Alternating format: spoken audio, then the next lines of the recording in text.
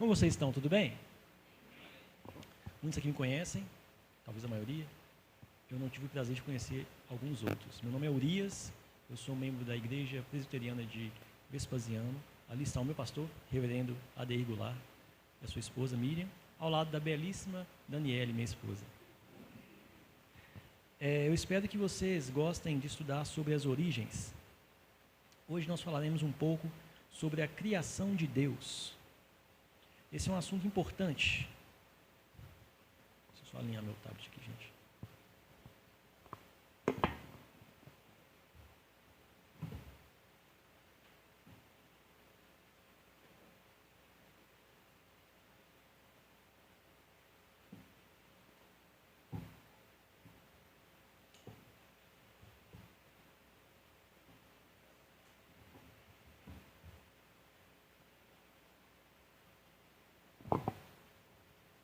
Deu certo.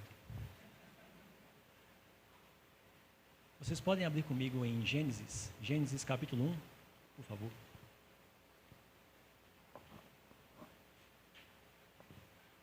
Enquanto vocês abrem, comento algumas coisas.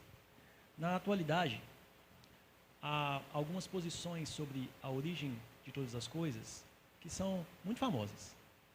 Um aluno no ensino médio, ele vai ouvir sobre evolução, sobre Darwin, ele vai ouvir sobre seleção natural.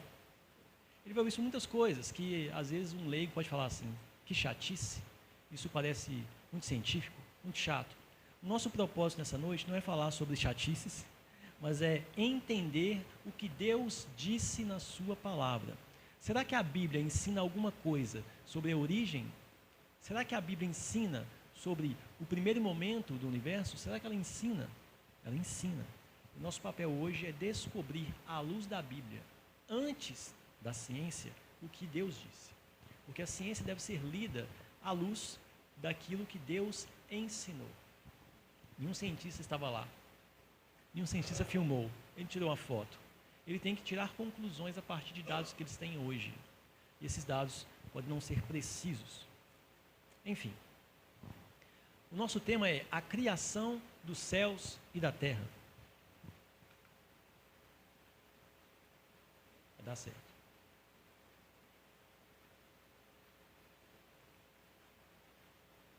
Eita glória. A criação dos céus e da terra, entendendo o trabalho de Deus nos dias da criação. Nós temos aí um ponto muito importante, que é a história. Nós sabemos que a nossa fé não começou hoje. Se não sabemos, devemos saber. Nós não somos uma ilha. Nascemos no templo e agora sabemos o que Jesus ensinou.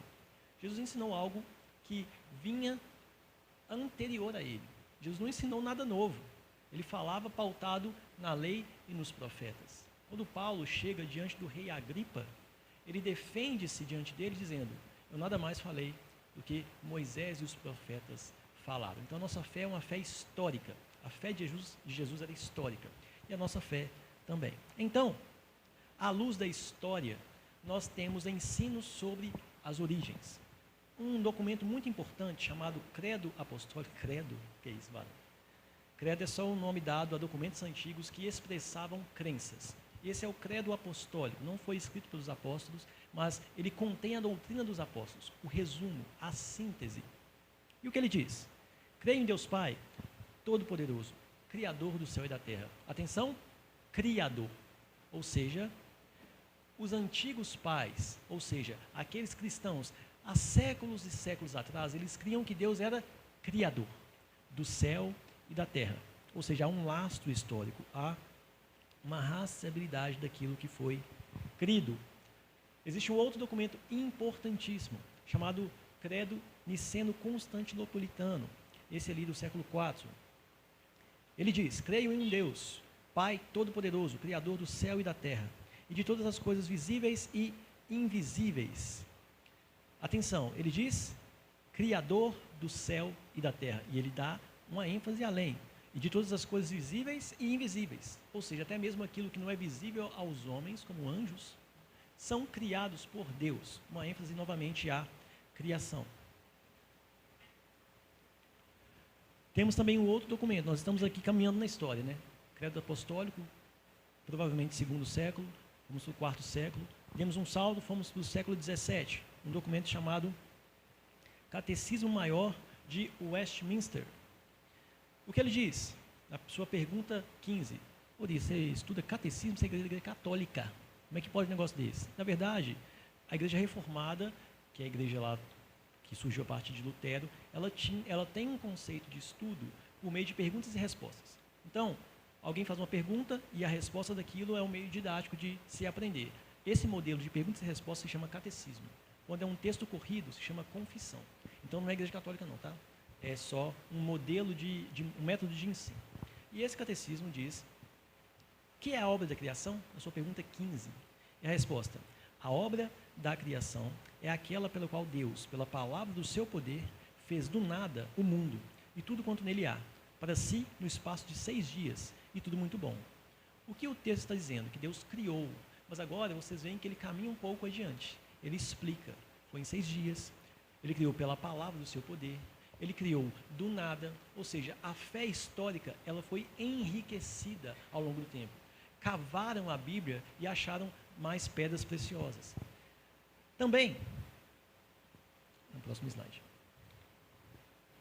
nós temos o outro documento, que é irmão daquele lá, que é a Confissão de Fé de Westminster. Eu trouxe esses documentos, que são documentos que são fundamentos da igreja que eu pertenço.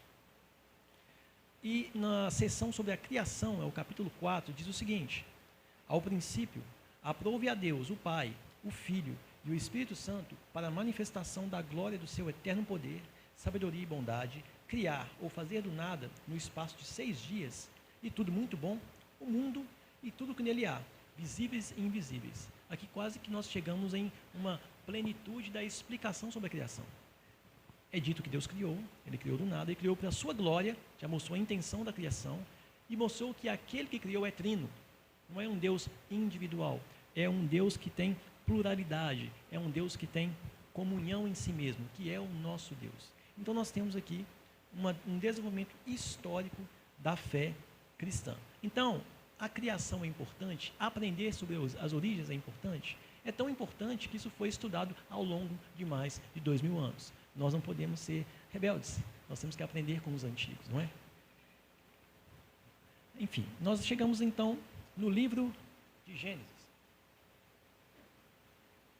O livro de Gênesis é o nosso primeiro livro e o nome dele parte da palavra grega, que é Genésio. Segundo o antigo costume de nomear livros de acordo com suas primeiras palavras, o título hebraico é Bereshit, que significa no princípio. Com base no conteúdo do livro, o título grego é Genésios, que significa origem. Então, o que é Gênese? Existe até essa palavra no português. Gênese é o começo, a origem. Este livro, diferente do que alguns dizem, foi escrito por Moisés. Moisés foi o único autor de Gênesis. Alguns falam que há autores que escreveram trechos. Isso é baboseira, não acreditem nesses liberais. A descrição da criação está no capítulo 1 até o capítulo 2, versículo 3, que são os 7 dias da criação. E esse é o chamado prólogo do livro, é a introdução, é o que dá fundamento para o que vem adiante. Se você pular esses capítulos, o que vai depois disso não faz sentido algum. Quem é Moisés, quem é Noé, Deus vai recriar a terra, como assim? Tem que entender o fundamento. Isso é importante para nós também. Sem boas bases, nós não conseguimos chegar em lugares longínquos, não conseguimos chegar longe. Em síntese, após o prólogo, Gênesis divide-se em 10 partes marcadas pela fórmula. São estas as gerações de. Há um teólogo famoso chamado Kent Gentry, ele explica que essa fórmula, no hebraico, é chamada Toledot. Quem quer entender Gênesis tem que entender que Gênesis é marcado por divisões. E a divisão essas são gerações de. Existem, como ele falou aqui, 10 divisões.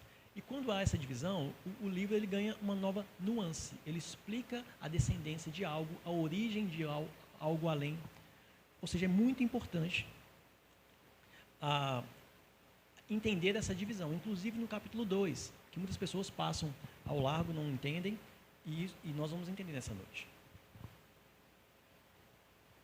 Nós temos aqui algumas abordagens de leitura de Gênesis 1. Nós temos o dia-era. O que é dia-era? As pessoas entendem que o dia lá, no capítulo 1, significa muito tempo, são eras. Bobagem pura. Tem o dia analógico, não é de videogame. Não, esse analógico não. Tem a teoria do hiato. Tenho certeza que vocês já ouviram sobre a teoria do hiato. Deus criou o mundo bom em Gênesis 1, no princípio criou Deus os céus e a terra. Aí aconteceu alguma coisa. O diabo pecou, caiu do céu, caiu na terra, a terra virou um caos. Aí vem o versículo 2. Então a terra é sem forma e vazia. Vocês creem que entre o versículo 1 e o versículo 2, houve milhões de anos onde o diabo pecou, caiu na terra, destruiu tudo, e Deus, no versículo 2 há uma recriação, uma reorganização daquilo que estava bom, mas foi corrompido. Bobagem, não dei ideia para isso. Eu não vou perder tempo com bobagem não, tá? Eu vou falar porque é bobagem e seguir adiante, tá? Nosso foco é aprender a edificar. Tem também uma nova, essa hipótese da estrutura literária. Isso é novo. É chique. O pastor Robson é chique hoje na academia da teologia, isso. É chique, tem um pessoal que defende isso. Que é assim, Gênesis foi escrito em uma forma literária que parece literal, mas não é não. É só um método. Bobagem ao quadrado. E nós temos os dias literais. O que são os dias literais? Dias de 24 horas. Deus criou o mundo em dias literais, com tarde e manhã, 24 horas, assim, arredondado. E é isso que nós vamos defender. E não só defender, nós vamos demonstrar que isto é o que a Bíblia ensina. Ok? O autor Kenneth Gentry concorda que a linguagem da narrativa dos dias da criação é semi-poética e que poesia não é o mesmo que alegoria. Quando nós lemos Gênesis, nós devemos perguntar, será que isso aqui é alegoria? Será que isso aqui é literal? Será que faz sentido entender como literal? Se nós lermos com atenção, nós perceberemos que não é uma narrativa comum. Não é a descrição de uma história comum, como dos patriarcas. Ela tem nuances que são aparentemente poesia. Tem frases que se repetem, tem uma estrutura que aparece assim, peraí, isso aqui está muito harmônico. Tarde de manhã, depois tarde de manhã de novo, é o fim do primeiro dia. Como é assim? Isso não é poesia, porque poesia hebraica ela tinha que ter determinadas estruturas. E por exemplo, segundo o hebraísta Ayrton Williams, que tem um podcast muito interessante, vou mandar o link para vocês depois, ele explica que Gênesis 1 e 2 não apresenta nenhuma relação com poesia hebraica. Apenas quando Adão recebe Eva, ele vê o mulherão na frente dele, então ele louva. A estrutura de que Adão fala, essa é osso dos meus ossos, carne da minha carne, é um louvor, é cantado. Adão canta aqui, aí é poesia. Mas poesia que era literal, porque Eva existia, era osso dele mesmo, era carne dele mesmo, foi tirada dele. Ou seja, poesia não significa necessariamente algo que não é literal. E ela é semi-poética por quê? Porque ela tem traços ali harmônicos, mas o seu conteúdo não deixa de ser verdadeiro naquilo que ele intenta ser, que é literalidade. Quer ver um exemplo? Filipenses 2. Quando descreve-se que Cristo estava no céu, ele se humilhou, tomou forma de servo, mesmo sendo Deus. Então, depois Deus o exaltou. Muitos teólogos entendem que aquilo era uma música, aquilo era um louvor, aquilo é poesia. Mas Jesus não estava no céu, ele não desceu, ele não foi exaltado, igualzinho está escrito lá. Então, poesia não quer dizer necessariamente que algo é alegórico, que é algo mentiroso, que é algo que não é aquilo que está descrito. Deu para entender? Ok, vamos seguir.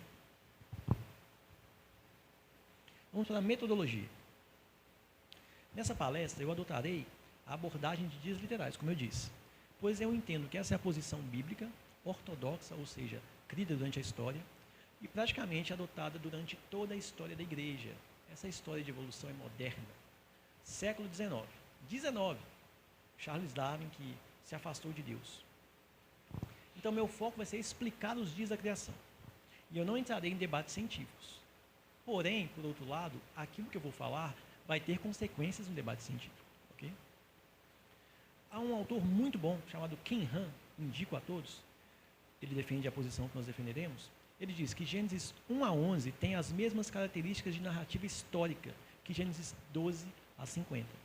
A maior parte do Êxodo, grande parte de Números, Josué, 1 Reis, 2 Reis, etc. Ou seja, está dizendo que a estrutura de Gênesis 1 a 11 segue a mesma estrutura dos demais contos que nós sabemos que são narrativas. Abraão, Moisés, Noé. Ele também diz que os capítulos citam pessoas reais, descrevem lugares reais, discutem eventos reais em tempo real. Jesus cita Adão como um homem real, cita Noé como um homem real, cita o dilúvio como global realmente. Ou seja, Jesus não achava que era mentira, que era alegórico. Não, ele achava que era literal. E aí de nós dizer que Jesus estava errado. Inclusive o nome é citado, né? O nome de Adão, Eva, afins. Então o ponto é, Gênesis, eu coloquei isso aqui. Gênesis nos diz o que, quando e como Deus criou. Ele diz o que Deus criou, quando Deus criou isso, quando Deus criou, nós vamos ver. E como Deus criou. Há algumas pessoas por aí, muito famosas, eu vou até citar um nome, não ia citar não. A Associação Brasileira de Cristãos na Ciência, ABC2. Fujam desse pessoal, fujam. Por quê? Porque eles abraçaram a evolução e delas não largam. E eu não acho que nem um pouco saudável para a igreja. Então fujam desse povo. Eles são muito famosos, tem autores aí que bajulam bastante eles, mas eu não os indico de forma alguma. Eu estou citando só para vocês fugirem, tá? Não é para vocês buscarem, não. Eles dizem que Deus estava mais preocupado em defender a própria religião judaica contra outros deuses, não em falar sobre as origens de fato. Ali era acidental falar sobre as origens. Bobagem. Vamos seguir em frente.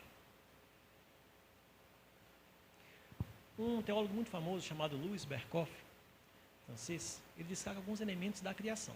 A criação é um ato do Deus Trino, como disse a Confissão de Westminster. Deus criou no Pai, Filho e Espírito Santo. A criação é um ato livre, Deus não era obrigado a criar. Ele quis criar. Ele exerceu a sua vontade livre quando criou. Ele é soberano. Ela é uma criação, um ato temporal de Deus, porque ali o tempo inicia. Porque Deus não tem tempo, né? Deus é atemporal. Ela é distinta, mas dependente do Criador. Ou seja, a criação não é extensão de Deus. Tem um colega de trabalho meu que falou uma vez que nós somos os átomos de Deus. Deus o salve. Ele falou. Tem gente que tem umas ideias malucas. A gente só descobre quando a gente vai conversar sobre o assunto. Mas eles guardam lá no coração, na mente, as bobagens e a gente vai cavando, às vezes descobre. Ou seja, Deus criou as coisas, elas são distintas dele. Não são Deus, mas elas dependem dele. Tudo depende de Deus. Nós só vamos entender corretamente o que é criado se nós entendemos que essas coisas criadas dependem de Deus. Elas não são Deus, mas elas são dependentes. E a criação tem um propósito. A evolução não explica isso. Não pode explicar.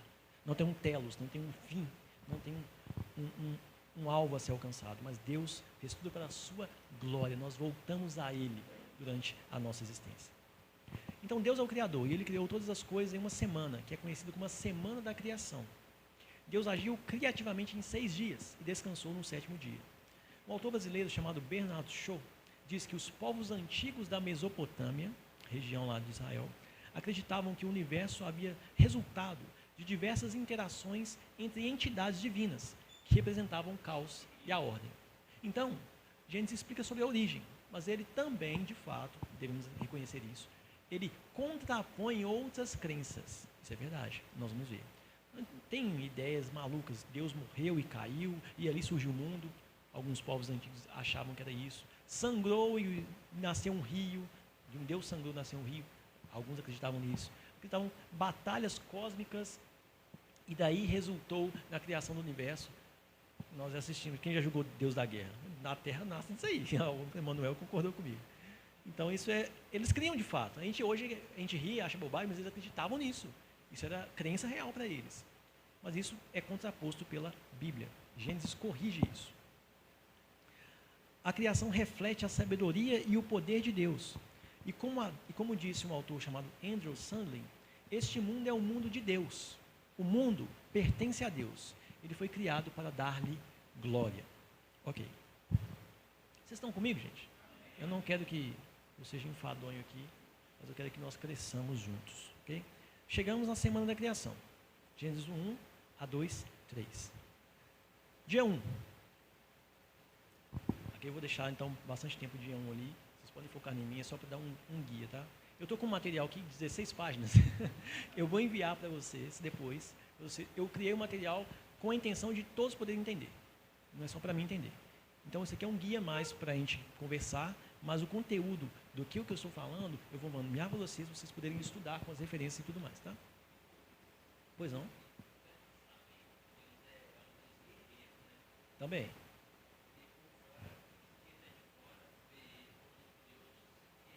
Sim. Também é verdade. Mas é o Antigo Testamento que ensina que devemos amar os inimigos.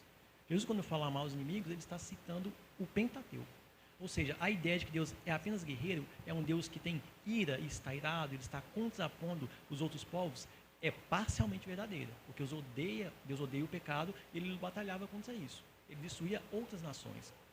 Moabe, a Síria foi destruída por Deus. Mas ao mesmo tempo, Deus ordenou Israel para, sendo santa, ser uma luz para o mundo, para que os povos fossem salvos. Então é verdade que Deus ele batalhava com seus inimigos, mas também é verdade que o mesmo Deus que nós temos hoje estava lá, e Deus é amor.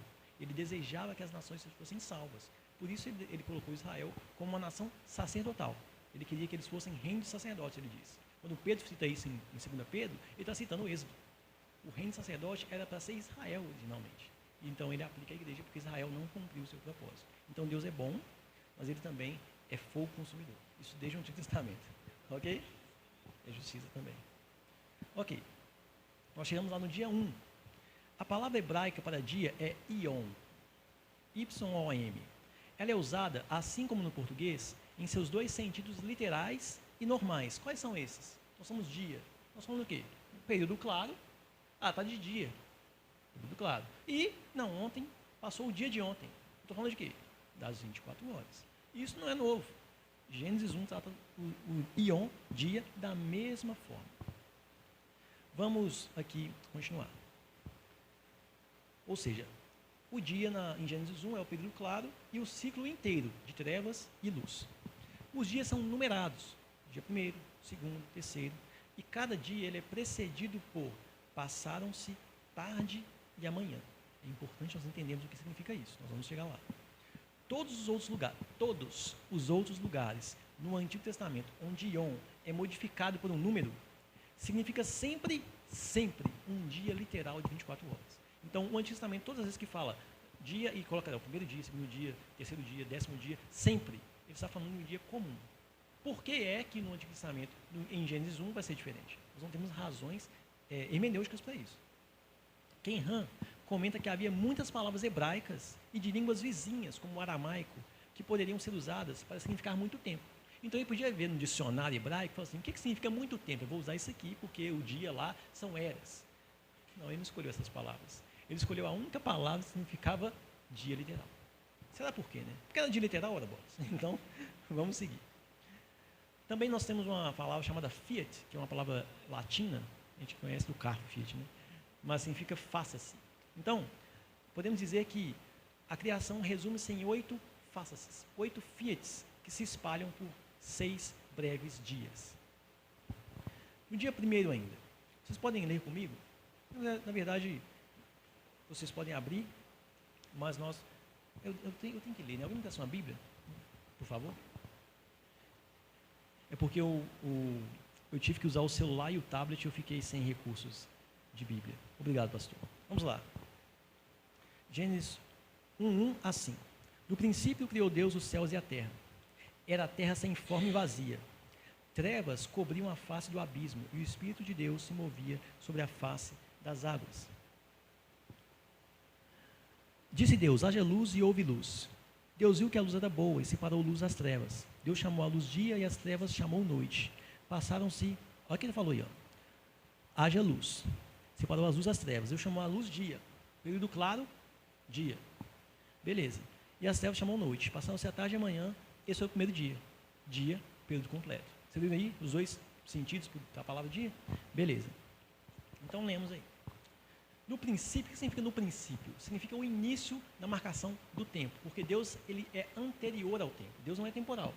O tempo ele é marcado por aquilo que é existente. A existência, ela não pertence a Deus. Deus é complicado dizer isso, mas Deus ele é anterior àquilo que pode ser chamado de existente. Ele é o absoluto. Existente é uma coisa que tem perduração, mas Deus não tem contagem de tempo. Ele é anterior a isso. Então, o tempo ele está conectado aqui à matéria, tanto material, física, quanto espiritual. Então, o tempo começou quando Deus criou algo, porque ele não é algo, né? Ele é o absoluto. Então, quando algo começou a criar, então a marcação para aquilo começou a se contar. Isso pode ser provado em João 1 e Hebreus 11:3. Ou seja, Deus deu início à história. No princípio, quando Deus começou a agir. Isso significa no princípio. E ele criou ex nihilo. Palavra chique, o que significa isso? Significa do nada. É uma palavra latina também. É uma palavra muito comum nesses estudos, por isso que eu citei, tá? Criação ex nihilo dos céus e terra genéricos. Então, o que significa que Deus criou o céu e terra lá? Não é que Deus criou as nuvens, os pássaros, as estrelas e criou a terra já do jeito que é aqui, não. Não. A forma que Deus criou, Ele criou formas básicas, Ele vai incrementando e organizando isso. Ele cria de uma forma um pouco desorganizada, Ele incrementa e organiza. É assim que Deus trabalha na criação. Então, céu e terra é a superfície, é a terra, o planeta, a superfície da terra, e a atmosfera sem nuvens, porque as nuvens ainda vão ser criadas. Então, nós temos a terra sem nada e as nuvens. Entretanto, a terra estava coberta de água, como num grande dilúvio. Está na Bíblia isso, gente. Vamos explicar ex nihilo. Dizer que Deus criou ex nihilo significa dizer que Deus criou do nada, ou a partir do nada. Ex nihilo é uma expressão latina que significa literalmente do nada. Tendo em vista que Deus é o criador de todas as coisas, Ele necessariamente, quando criou do nada. Não tinha nada, então Ele criou do nada. Isto é, não havia material pré-existente pelo qual Deus, a partir dele, criou. Todavia, isso não significa que Deus criou todas as coisas a partir do nada. Ouçam bem, a criação ex nihilo não foi o modus operandi para com todas as coisas. Os céus e a terra do versículo 1, sim, não tinha nada, então Ele criou do nada. A luz também. Mas, por exemplo, os peixes, Deus criou a partir da água. E o homem, a partir do pó da terra. Então, Ele não criou do nada. Ele pegou um material e trabalhou em cima disso. Ou seja, não é verdade que Deus criou tudo do nada, não. Tá? E o que significa céus e terra? Já expliquei. A luz, como eu falei, foi criada ex nihilo. Não tinha material pré-existente para que Deus criasse a luz. E não é um planeta, nem uma estrela. A luz lá era algo sobrenatural. Deus criou ali um foco de luz. Não tinha planetas ainda, os planetas são criados no dia 4, então não era planeta. Era Deus sobrenaturalmente fornecendo luz. Ok. Todos os outros usos no Antigo Testamento das palavras hebraicas para noite, tarde e manhã são de períodos literais. Isso é importante. Sempre que o Antigo Testamento vai falar sobre tarde, noite e manhã, ele está falando de dias comuns que as pessoas conheciam, tarde que as pessoas conheciam, noite que as pessoas conheciam e manhã que as pessoas conheciam. Então não faz o menor sentido isso ser trabalhado em Gênesis 1, não significando aquilo que as pessoas conheciam. Os judeus antigos não tinham ideias de filmes de Hollywood, não, milhões de anos, essas coisas, isso é coisa moderna. Ok. E o que significa tarde e manhã? Isso aqui é um ponto bom. Não tinha luz, não tinha sol, perdão, não tinha nuvem, como é que é o entardecer? Não tinha sol? Isso é uma pergunta importante, né? Esses são termos usados para períodos de transição. Tarde diz respeito ao pôr do sol, ou ao entardecer, representando a passagem do período claro para o período escuro. Vamos ler alguns deles. Eu vou ler aqui, não precisa abrir não, tá? Para ganhar tempo. Deuteronômio 16, 5 e 6. Não poderás sacrificar a Páscoa em nenhuma das tuas cidades que te dá o Senhor, teu Deus, senão no lugar que o Senhor, teu Deus, escolher para fazer habitado o seu nome. Ali sacrificarás a Páscoa, à tarde, ao pôr do sol, ao tempo em que saíste do Egito. Ok? Josué 8:29. Ai do rei Ai, ao rei de Ai, enforcou e o deixou no madeiro até a tarde, ao pôr do sol, por ordem de Josué. Marcos 1:32. À tarde, ao cair do sol, trouxeram a Jesus todos os enfermos e endemoniados. O bom é que a Bíblia fala e explica. À tarde, o quê? Ao entardecer, ao cair do sol. Ou seja, onde o período claro termina e começa o período escuro. Ou seja, tarde é um sinal, uma palavra para o período de transição, de claro para escuro. Então, quando não havia sol ainda, mas havia período claro. Então, tarde é quando o período claro cessa e começa-se, então, o período escuro. Manhã diz respeito ao período de transição de um dia para o outro. Eu poderia explicar isso um pouco mais, mas a passagem ainda é muito grande. Então, vou mandar para vocês no WhatsApp depois, tá? Eu só citando um texto, por exemplo, Marcos 1:35. Levantando-se de manhã, muito cedo. Manhã significa o fim de um dia para o início de outro. Ou seja, manhã, até hoje nós falamos 1 da manhã, 2 da manhã, 3 da manhã. Nós estamos falando sobre o período que ainda está escuro, mas esse amanhã começa na meia-noite. A partir da meia-noite é manhã. Então, a 1, 2, 3 da manhã. Mas a manhã ela começa a partir da meia-noite. A meia-noite é o período de transição. Isso pode ser provado também, mas o texto é tão longo, eu não trouxe, vou mandar para vocês. Mas então vamos ter em mente, tarde é o período de transição do período claro para o escuro, e manhã é quando o período noturno, o período escuro termina e há o início de um novo dia. Então, tarde e manhã significa ou o período claro, ou o período escuro, acabou o dia. É isso que significa. Por isso que fala, houve tarde e manhã, primeiro dia. Ou seja, período claro, período escuro, acabou o dia. É a forma de Deus falar. Beleza? As águas primordiais cobriram todo o planeta no começo da criação. Isso se relaciona com as águas do dilúvio, cobrindo todo o planeta, no recomeço da criação. Então, o dilúvio foi um retorno à origem para começar de novo. Porque nós temos que as águas, versículo 2, olha só. Era a terra sem forma e vazia, trevas cobriam a face do abismo e o Espírito de Deus pairava sobre a face das águas. Mais à frente nós vamos ler que Deus então faz a terra se elevar para ela aparecer, então a divisão de período porção com terra e porção com água. Ou seja, se a terra ainda estava escondida, era só água sobre todas as coisas. Então a terra estava submersa, digamos assim. Por isso que o dilúvio é Deus falando assim, peraí, vou começar de novo. Aí ele fez igual o Gênesis 1. Beleza. E isso está escrito na Bíblia. Olha só, o mundo submerso no seu princípio é crido pelo apóstolo Pedro. Por isso você está viajando, essa ideia de terra submersa não existe não, você criou de sua cabeça. Não é nada. Pedro ensinava isso. E lembremos que Pedro só ensinava aquilo que ele recebeu de Cristo. 2 Pedro 3,5. Eles voluntariamente ignoram isto, que pela palavra de Deus, já desde a antiguidade, existiram os céus e a terra, que foi tirada da água, e no meio da água subsiste. Ué, ele está citando Gênesis, que a terra foi tirada da água, para ela aparecer, e no meio da água ela subsiste. Exatamente o que está escrito em Gênesis 1. Pedro não inventou nada, ele cria em Gênesis, assim como nós devemos crer. O que eu fiz com o negócio de mudar ali, gente? Aqui estava escondido. É um mistério. Dia 2. Eu vou ler o dia 2 aqui, gente. Versículo 6 a 8, tá? Depois disse Deus: haja entre as águas um firmamento que separe águas de águas. Firmamento, vamos chegar lá.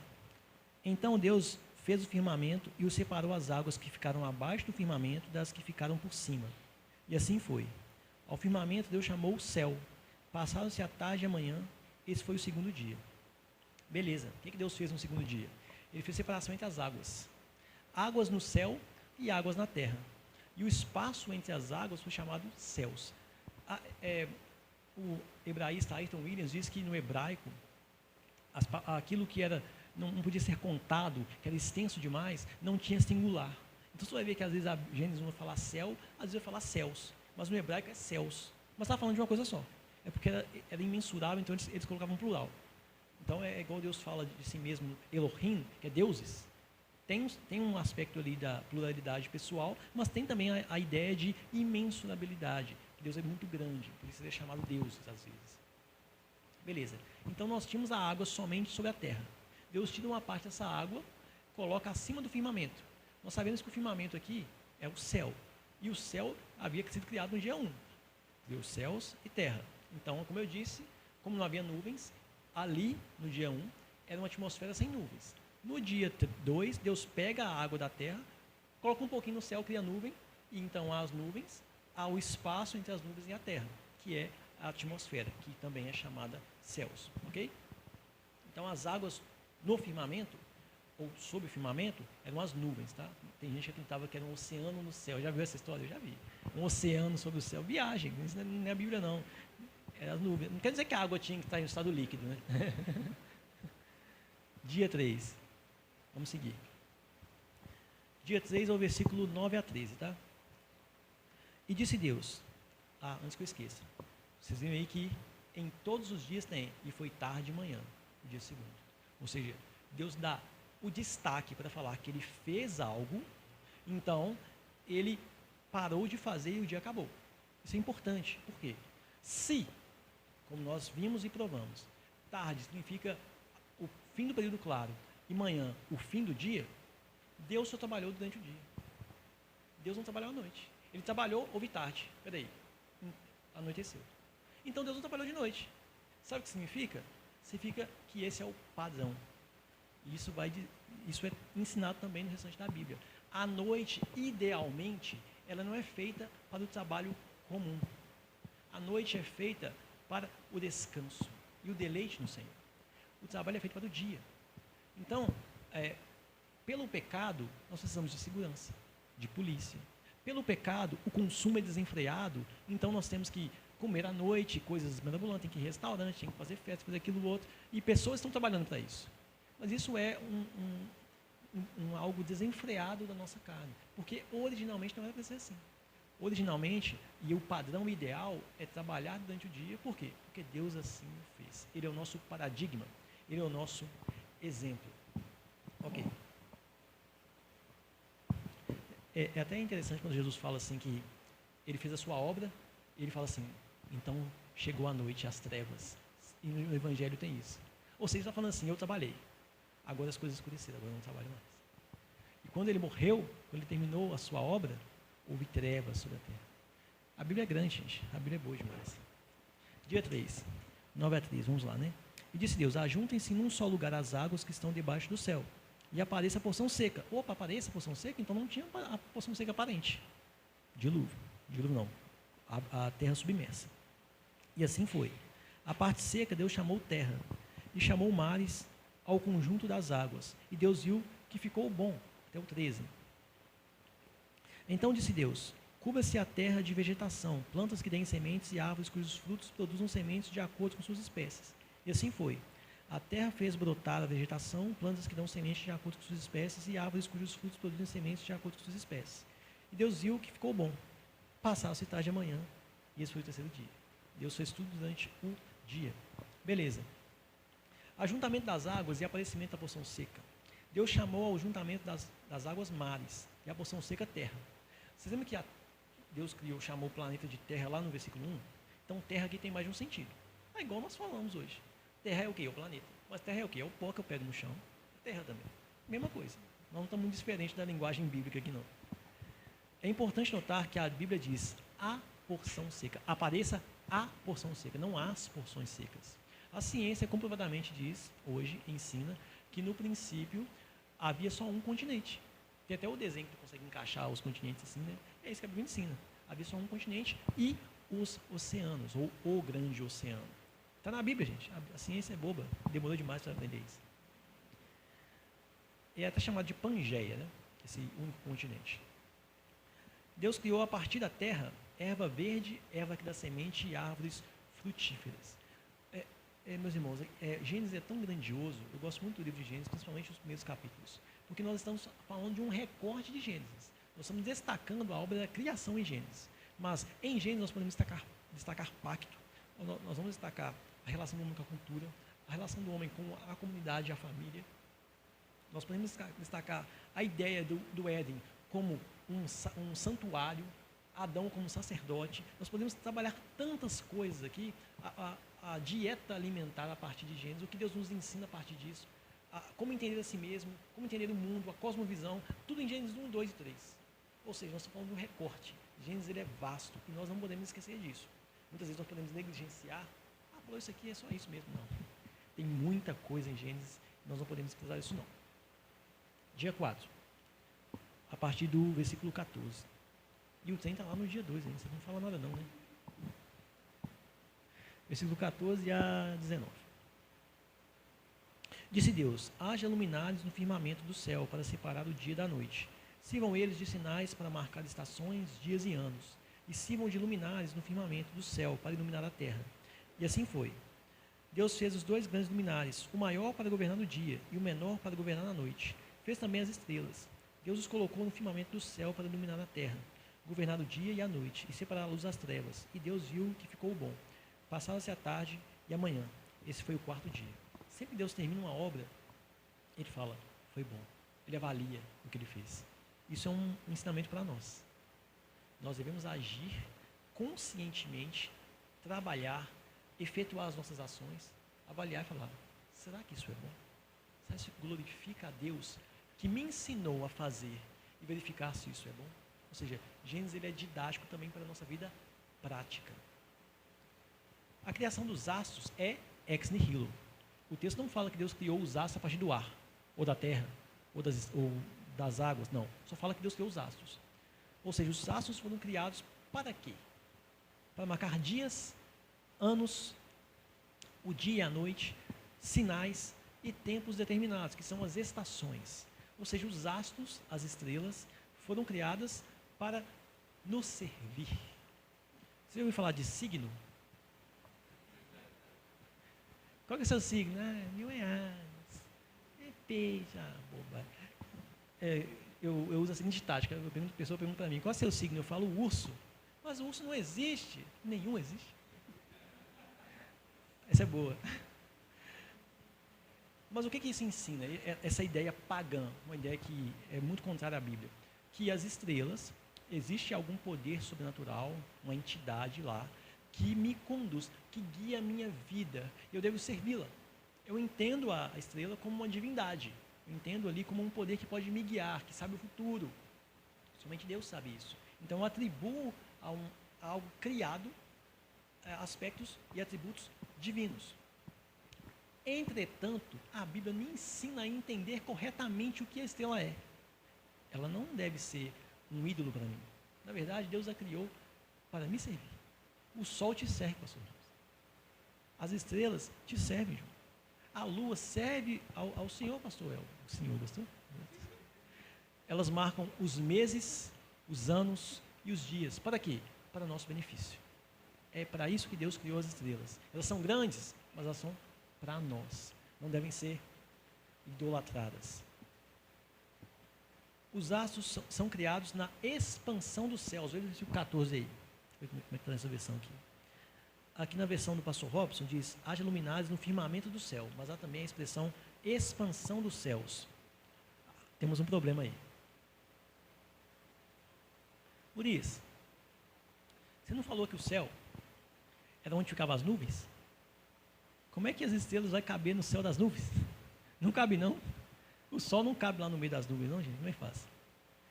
Mas a Bíblia não deixa ponto sem nó, não. Essa expansão dos céus é demonstrada na Bíblia da seguinte forma. Havia um céu sem atmosfera, depois há um céu com atmosfera e nuvens, depois Deus pega esse céu e como se ele alargasse ele assim, e coloca as estrelas lá. Viagem Urias é nada. Espera aí que eu vou provar na Bíblia. Vamos lá. Gênesis 1 é dito que Deus criou os céus e a terra. Depois os céus inicialmente eram uma atmosfera sem nuvens, sobre o solo. Depois Deus fez as nuvens ficavam lá no alto dos céus. Não havia nada além da atmosfera. Havia a terra, a atmosfera em torno dela e nada além. Não existia nada.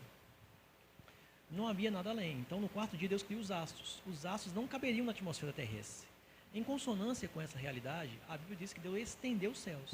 Deus estendeu os céus existentes até então, que é do céu atmosférico das nuvens, para o céu das estrelas. Onde é que tem isso na Bíblia? Eu vou mandar um material para vocês, mas eu leio aqui. Salmo 104, 2. Ele se cobre de luz, como um vestido, estende os céus como uma cortina. Primeiro texto. Isaías 42, 5. Assim diz Deus, o Senhor, que criou os céus e os estendeu, e espraiou a terra, e tudo quanto produz. Isaías 51, 13. E te esqueces do Senhor que te criou, que estendeu os céus. Será que é à toa que Deus está falando que Ele criou os céus, estabeleceu os céus? Não, estendeu os céus. Por que Ele usa essa palavra? Porque foi isso que Ele fez. Ele fez a terra, Jeremias 10, 12. Ele fez a terra com o seu poder, Ele estabeleceu o mundo com a sua sabedoria, e com a sua inteligência, estendeu os céus. Jeremias 51, 15. Ele fez a terra com o seu poder e ordenou o mundo com a sua sabedoria. Ele estendeu os céus com o seu entendimento. O conceito de que o céu das estrelas é uma extensão do céu das nuvens é importante. Por isso que eles são chamados do mesmo nome. Porque a Bíblia fala do céu das estrelas, onde fica o sol, chama de céu, e onde ficam as nuvens, chama de céu. Porque eles são uma extensão um do outro. Isso é importante. Inclusive, o céu de Deus também. O céu de Deus é uma extensão do céu atmosférico primário. Tudo são céus. Outro ponto importante, como eu disse, a Bíblia se importa em dizer o que Deus fez, como Deus fez e quando Deus fez. Mas em meio a tudo isso, Deus por meio de Moisés, ele está respondendo outras religiões, que falavam que o mundo era assim, que o mundo surgiu assado, que Deus era assim. Quer ver um ponto importante? Gênesis não cita Sol e Lua. Não tem essas palavras em Gênesis 1. Por quê? Sol e Lua eram nomes de deuses pagãos, lá na época de Moisés.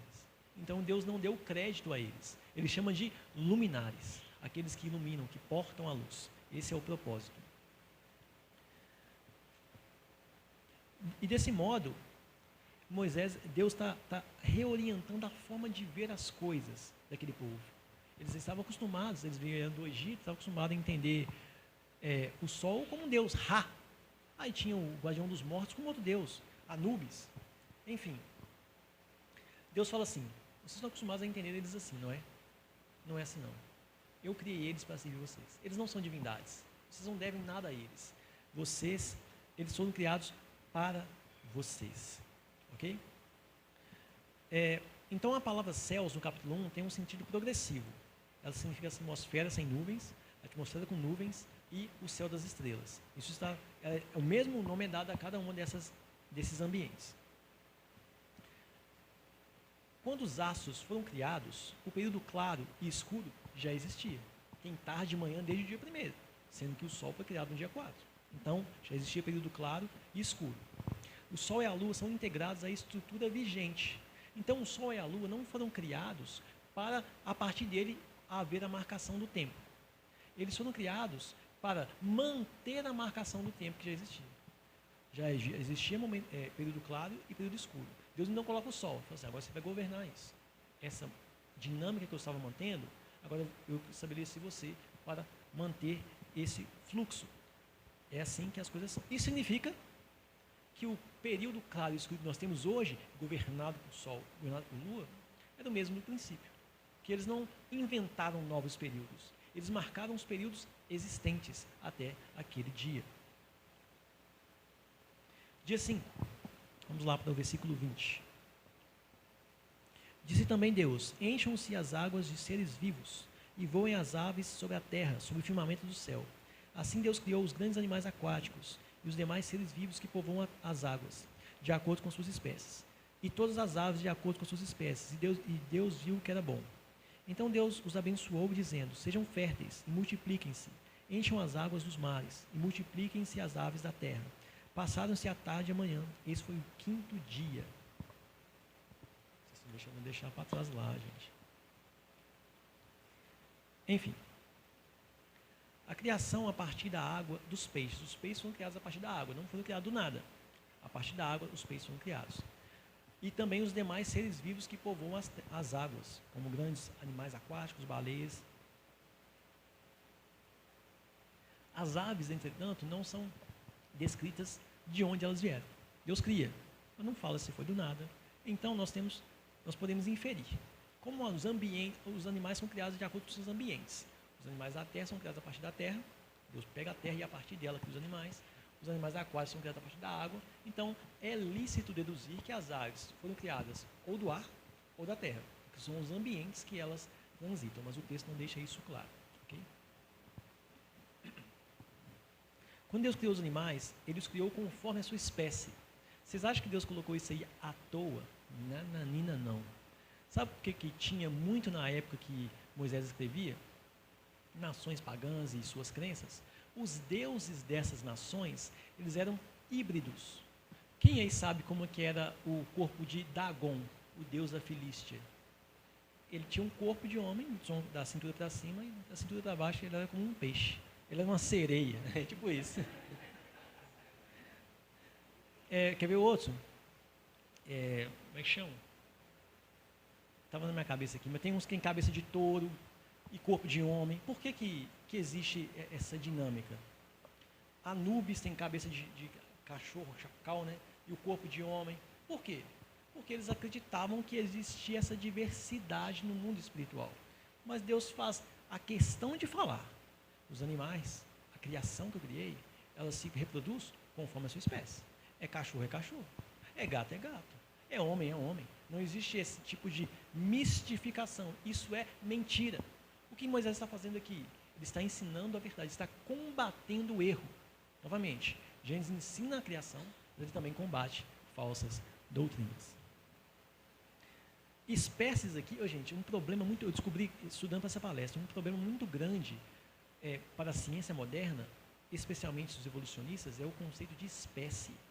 Gente, eu descobri que isso é um problema muito grande para eles, porque eles têm que definir algo, né? Não é para definir, mas esse algo ele está em mutação, tem que se deduzir o que era no começo, é um problema muito grande. Mas, segundo os estudiosos criacionistas, se duas coisas podem procriar juntas, então elas são da mesma espécie. Por exemplo, muitos cães, muitos felinos e assim por diante. A possibilidade dentro da sua espécie, a de procriação dentro da sua espécie. Isso caracteriza de modo mais básico o que é uma espécie. Originalmente, os ancestrais primeiros dessas espécies tinham potencial de adaptação e, pela queda, mutação, o que também afetou a mudança dos descendentes. Então, é verdade que existe adaptação. Um pássaro aqui tinha uma cor, depois mudou a cor, mudou o bico, mas ele continua pássaro. Existe adaptação, existe. Deus criou os animais com potencialidade de se adaptar aos seus meios, mas eles se reproduzem como? Conforme a sua espécie, ok? Essa é uma ciência interessantíssima, se chama baraminologia, bara de criação, né? Estudo da criação. E há também a ordem e bênção para multiplicarem e encherem a terra. Dia 6, versículo 24. E disse Deus: produz a terra seres vivos de acordo com as suas espécies, rebanhos domésticos, animais selvagens e os demais seres vivos da terra, cada um de acordo com a sua espécie. E assim foi. Deus fez os animais selvagens de acordo com as suas espécies, os rebanhos domésticos de acordo com as suas espécies, e os demais seres vivos da terra de acordo com as suas espécies. E Deus viu que ficou bom.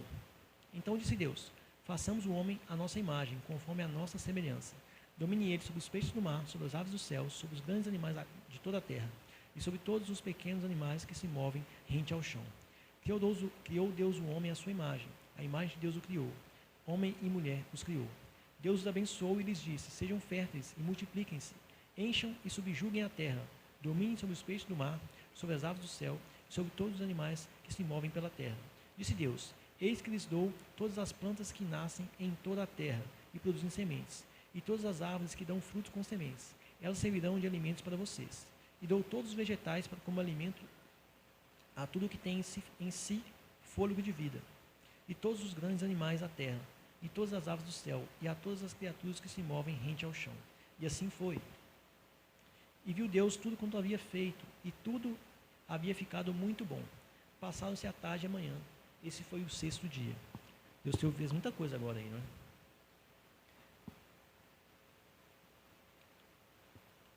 Estou esperto agora, rapaz.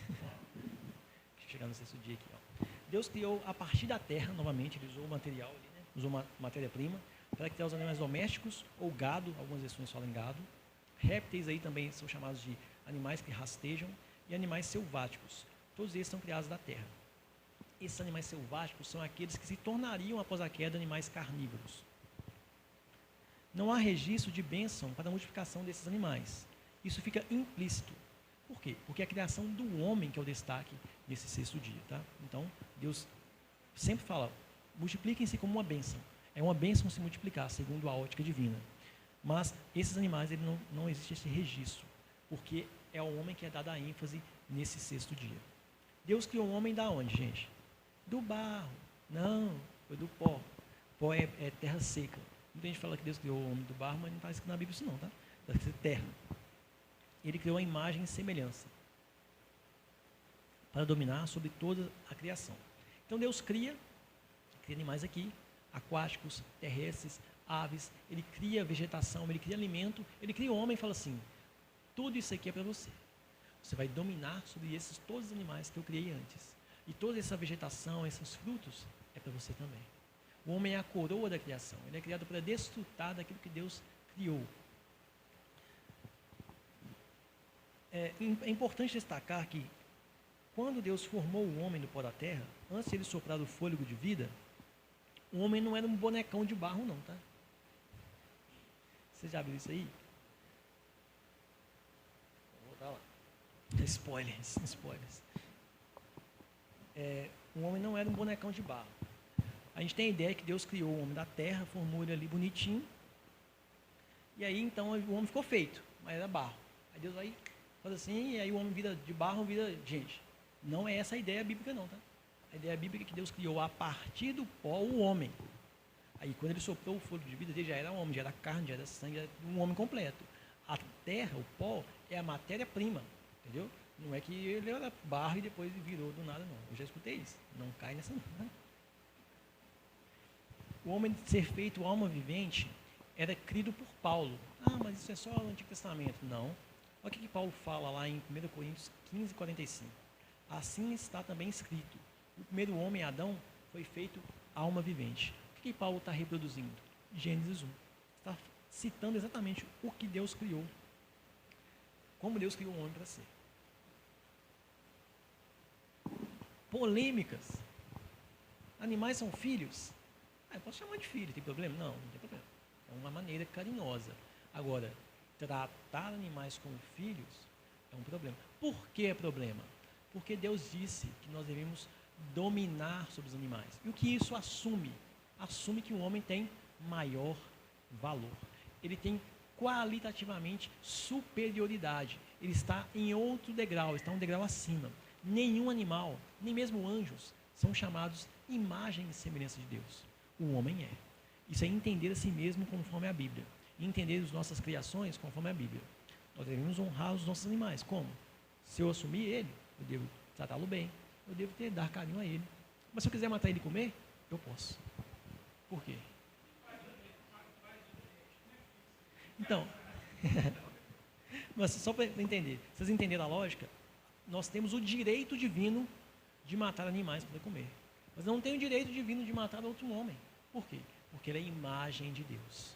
Então nós temos um valor maior. Jesus disse, mais valeis vós que muitos passarinhos. Lucas 12, 7. Jesus nos ensina, aqui Jesus ele está reproduzindo um ensino de Gênesis. Jesus não inventou nada. Ele falava da lei e dos profetas. Pai de pet, eu não me oponho ao título. Ao título, fala assim, meu filhozinho, eu acho estranho, meio brega. Mas se a pessoa está falando aquilo como uma forma de se expressar, mas ela não tem um coração tratando aquele animal como acima do que ele é, não tem problema. É só brega mesmo. Mas eu não posso ser legalista nesse ponto. Mas eu não incentivo, não. Eu acho bobagem mesmo, mas não é um pecado. Agora, tratar eles como igual, isso é pecado. A Bíblia não aprova. Seguindo, é dada a erva que dá semente e árvore que dá frutos para o homem. E é erva verde para animais. Existe até uma complexidade nisso, mas eu não tratarei não. Não havia animal carnívoro. E nem um homem comia animais. Não havia morte animal antes da queda. Podemos dizer que todos eram vegetarianos até essa época. E o que é imagem e semelhança? Imagem e semelhança é refletir a Deus em algum nível. Na última conferência que nós fomos, nós descobrimos, nós falamos, que o homem é imagem e semelhança de Deus em todos os atributos. Mas até aqueles incomunicáveis, Elias, até aqueles incomunicáveis, de certa forma. Por quê? Nós temos amor, esse é um atributo de Deus. Ele comunica a nós, então nós temos amor. Mas o nosso amor é como o amor de Deus? Não é. Deus é outro.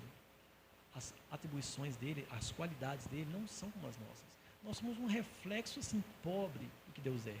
Da mesma forma, Deus ele é soberano. O que soberania tem em essência? Domínio, autoridade. Deus deu autoridade ao homem. O homem era soberano sobre a terra. Isso é o quê? É refletir um atributo incomunicável de Deus. Mas nós somos soberanos como Deus é soberano? Não. Então o ponto é, nós não refletimos nenhum atributo de Deus como é nele. Então, de certa forma, nós não refletimos nenhum atributo de Deus, porque nenhum é igual a Deus.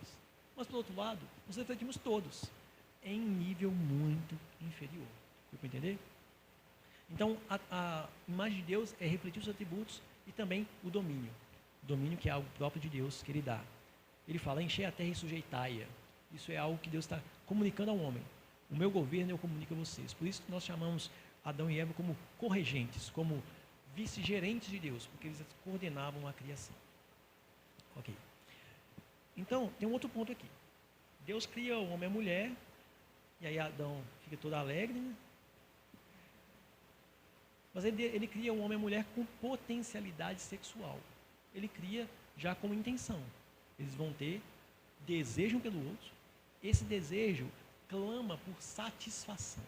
Deus não é um sádico, ele não quer ver a gente sofrer. Ele cria algo com um propósito. Então o homem tem desejo pela mulher para que seja satisfeito. Mas a Bíblia ensina, Gênesis está ensinando que não é para ser satisfeito de qualquer forma. Deus institui o casamento. Então o que Gênesis está nos ensinando? Que quando o desejo sexual surge lá num jovenzinho de 15 anos, não é para ele satisfazer com qualquer menina que ele achar. Gênesis está nos ensinando que surgiu o desejo, então é porque você não tem um dom de celibato. Você deve se casar. Então surgiu o desejo, como eu faço para satisfazer esse desejo que eu quero satisfazer? Se casando. Então, quando surgiu o desejo, a Bíblia está falando, se prepare para esse casamento. Como é que eu faço isso? Amadureça, aprenda com homens mais sábios, trabalhe, seja responsável, então se case. Quanto antes. Vai ficar postergando?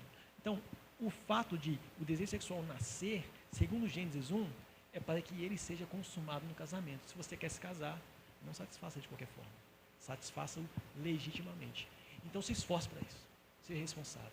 Se nós fôssemos assim, nós teríamos muito menos fornicação e muitos mais homens de verdade na igreja. E mulheres também. Jesus cria que Adão e Eva foram personagens históricos reais.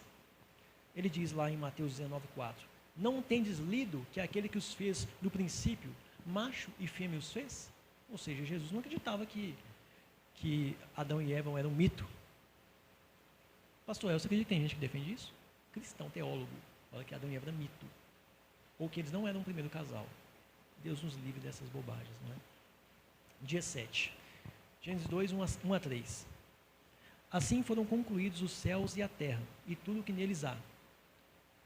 No sétimo dia, Deus já havia concluído a obra que realizara, e nesse dia descansou. Abençoou Deus o dia sétimo e o santificou, porque nele descansou de toda a obra que realizara na criação. Então nós temos o descanso de Deus, o cessar, o sábado de Deus, né? O descanso de Deus. Deus descansou de quê? Do seu trabalho. O trabalho criativo, isso é importante entender.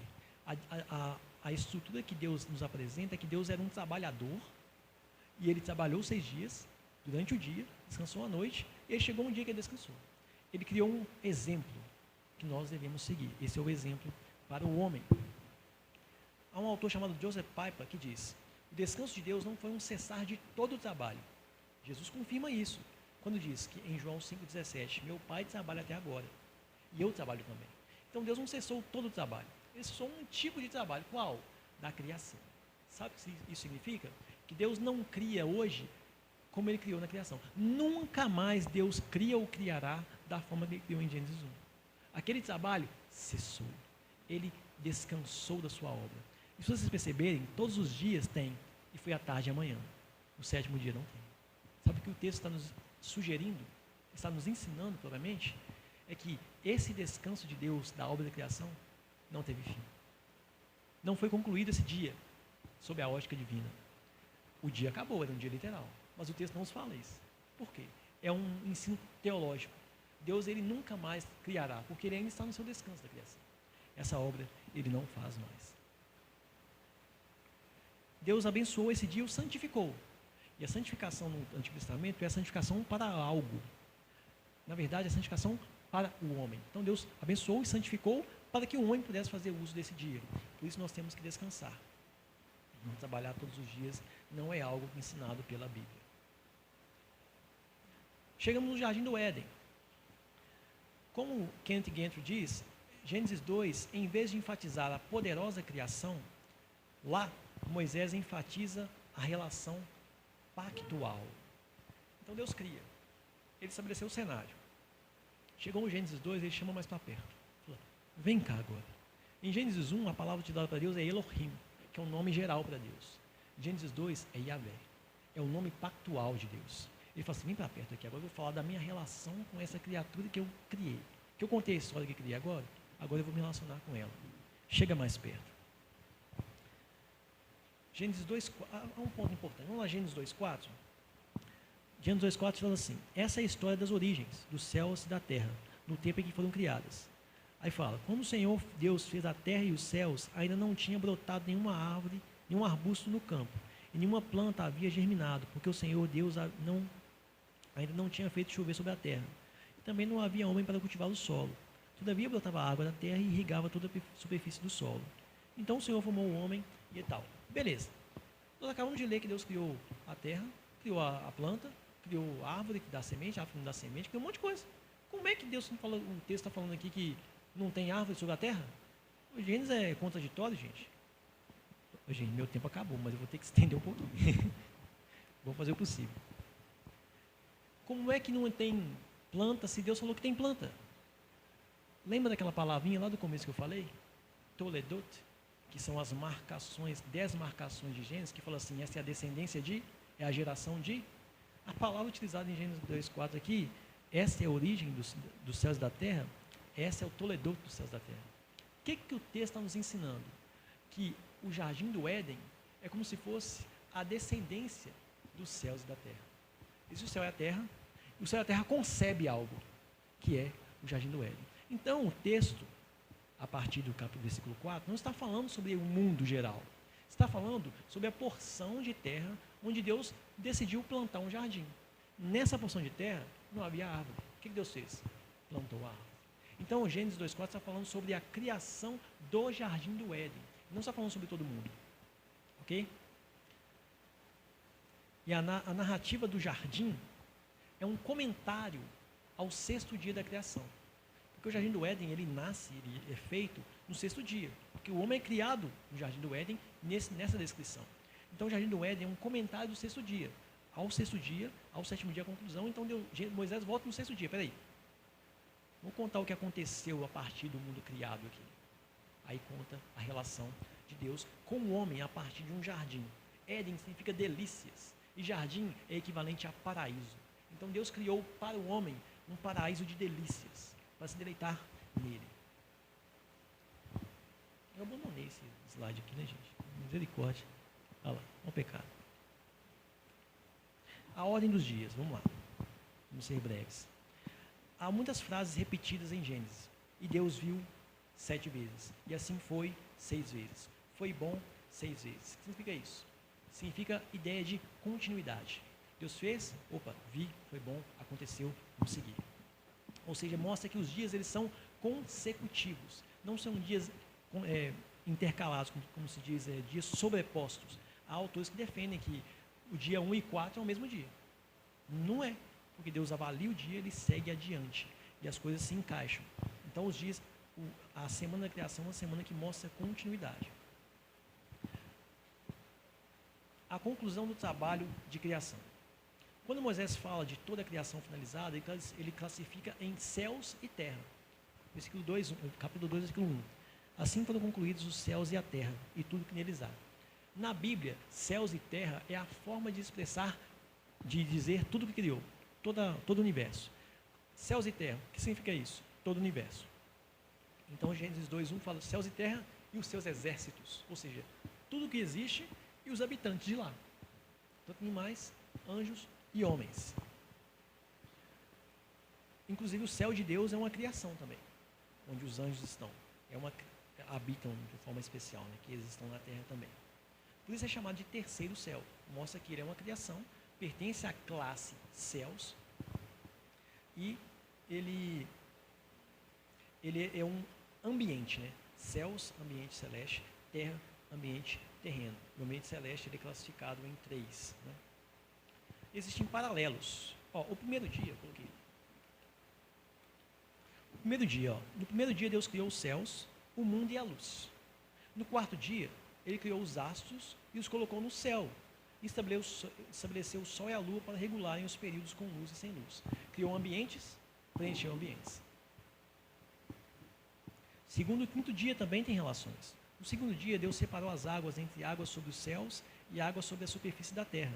No 5º dia, Deus criou as criaturas aquáticas para preencherem as águas sobre a superfície da terra e as aves para preencherem os céus. Existe a água, ele dividiu uma parte em cima, a parte de baixo, organizou, tirou aquele aparente caos, então ele preencheu ambientes. Novamente, Deus é um Deus organizado, ele demonstra planejamento. 3º e 6º dia. No terceiro dia, Deus fez haver mares e porção seca, e ervas e árvores sobre a terra. No sexto dia, Deus criou os animais terrestres e o homem para habitar sobre a porção seca.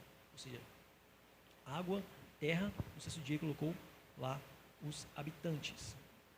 Enfim, nós chegamos aqui a alguns argumentos a favor da terra jovem. O que é a terra jovem? É a posição tradicional. Dias literais, a terra não tem milhões de anos, a terra tem milhares de anos. Há algo em torno de 6 mil anos. Que é isso, Dias? Não tem milhões de anos? Não tem. E a gente demonstra que não tem. Exemplo. Todas as vezes, sem exceção, que a palavra Yom é usada no Velho Testamento, acompanhada de numeração, ela diz respeito a um dia literal. Todas as palavras para dia, parte clara, tarde, manhã e noite no Velho Testamento, sem exceção, são tomadas como literais. A forma como o dia de Gênesis 1 e 2 é estruturado é de um dia literal. Existe parte escura, parte clara, existe o fim, existe um ciclo comum de dia. Moisés, ele queria falar sobre um dia literal, essa é a linguagem dele. E se ele queria ser entendido, ele tinha que falar algo que aqueles que o ouviriam entendessem. E eles não conheciam milhões de anos.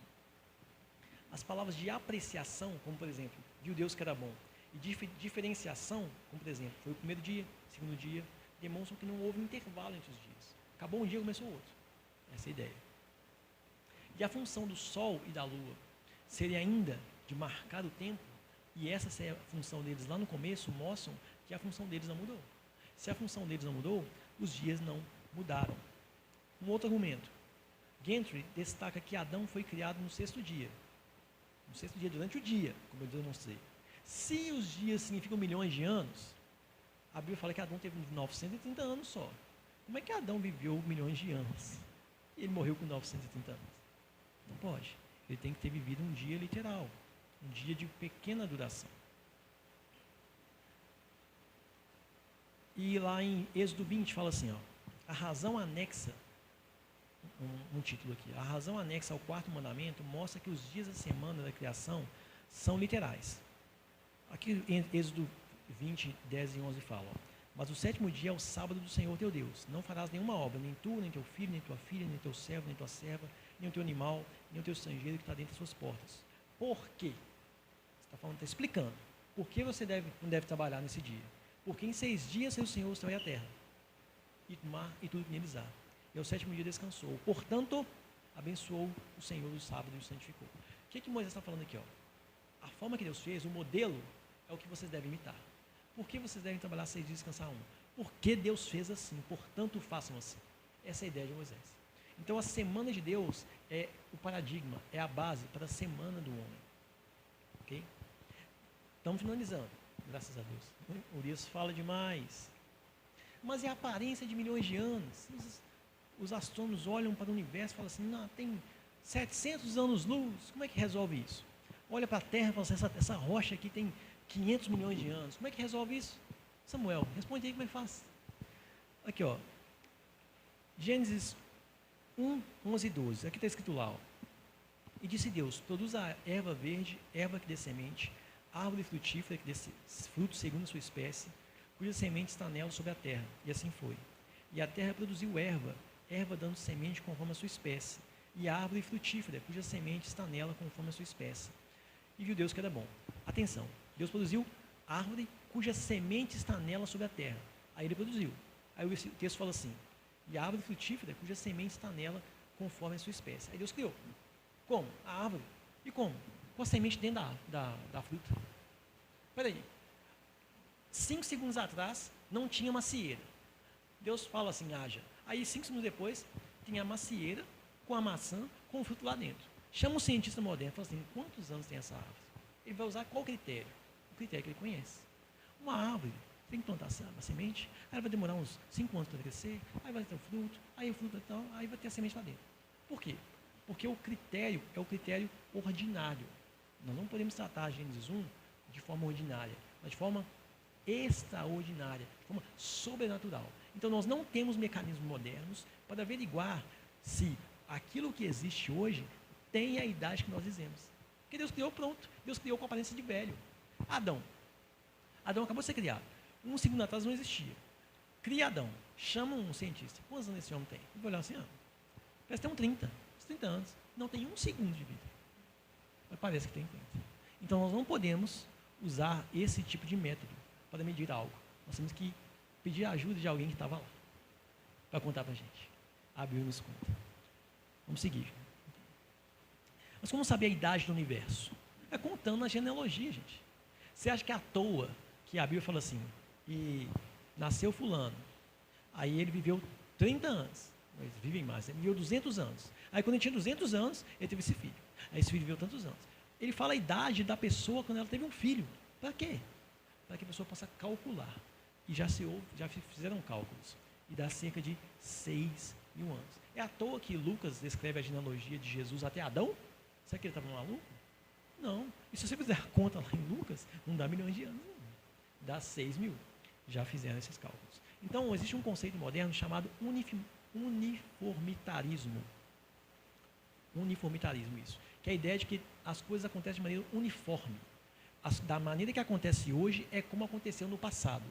A rocha ela se degrada essa quantidade aqui por ano. Então eu faço o cálculo, volto, calculando essa ideia e chego lá. Então durou milhões de anos. Mas isso não pode ser provado. Isso é dedutivo, nem é dedutivo. Isso é uma especulação. Eu tenho que pegar variáveis, assumir que elas não mudaram e retornar a fazer o cálculo. Sem isso não consigo fazer. Mas a Bíblia me prova que as coisas no passado não aconteceram como agora. Então esse método não conta, esse método não pode ser verdadeiro.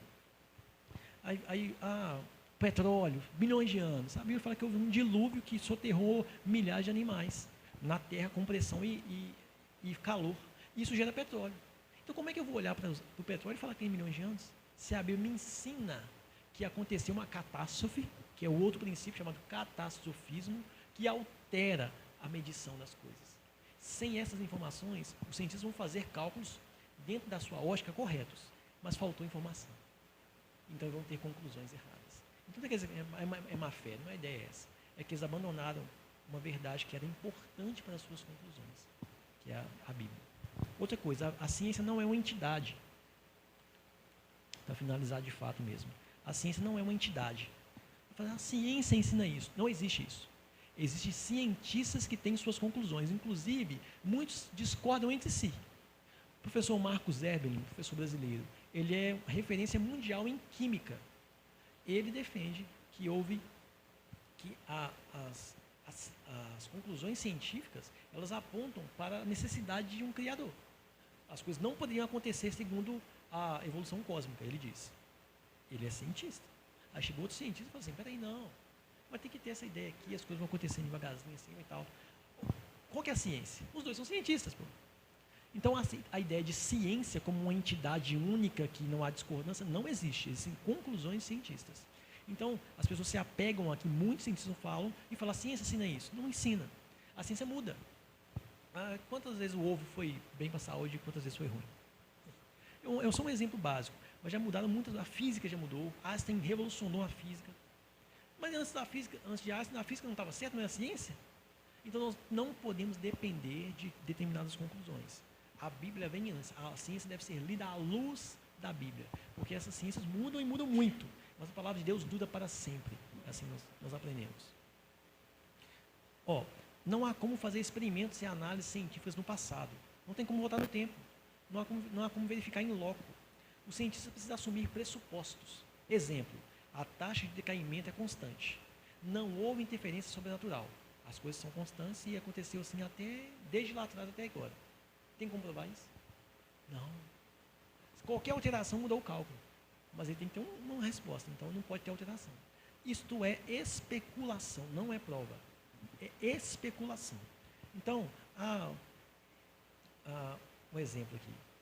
O carbono está assim, o carbono 14, né? Ele decaiu nessa taxa aqui por tantos anos. Não teve interferência, não teve contaminação. Tem prova? Não tem prova. Como é que eles vão dizer que o mundo tem bilhões de anos? Eles não podem falar, o mundo pode ter bilhões de anos, aí eu aceito. Mas afirmar e falar que quem discorda é bobo, aí eu não aceito não. Aprendizado prático. 2 pontos. Por meio do Gênesis, Deus nos ensina planejamento. ele é organizado. O mundo tem propósito, nossas vidas também. Ele cria, ele organiza e ele preenche. Esse é um ensino para nós. E por meio do Gênesis, Deus ensina a interpretar corretamente a nós e ao mundo. Eu sei que as estrelas não são guias. Eu sei que a minha esposa, ela tem valor. Eu não posso destratá-la. Eu sei que meu animal tem valor, mas não é como eu.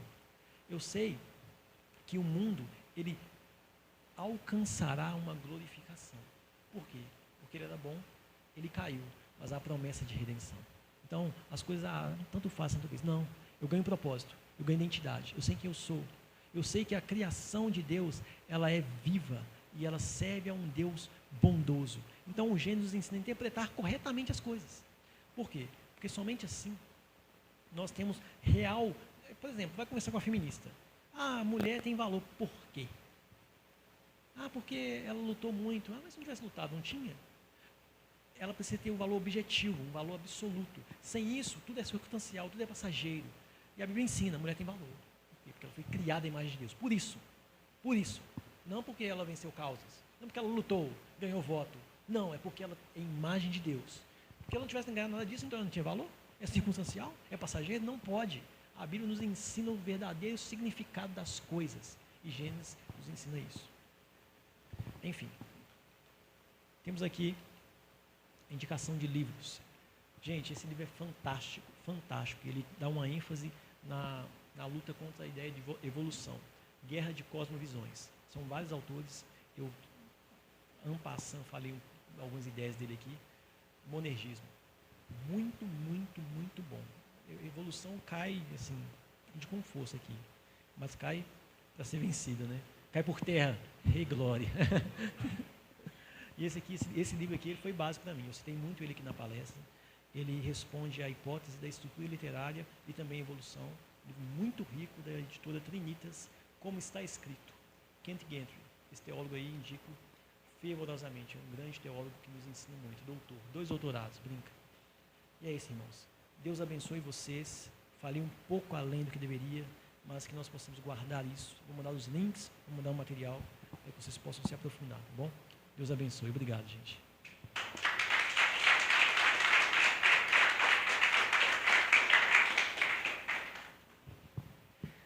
Porque o Urias falou demais, não vai ter lanche. Mentira, vai ter lanche sim, tá, gente? Acabar com o lanche, pô, acaba com o nosso. Gente, nós vamos ter 10 minutinhos para o lanche, tá? Você tomar uma água, para você ir no banheiro. E aí daqui a 10 minutinhos a gente volta.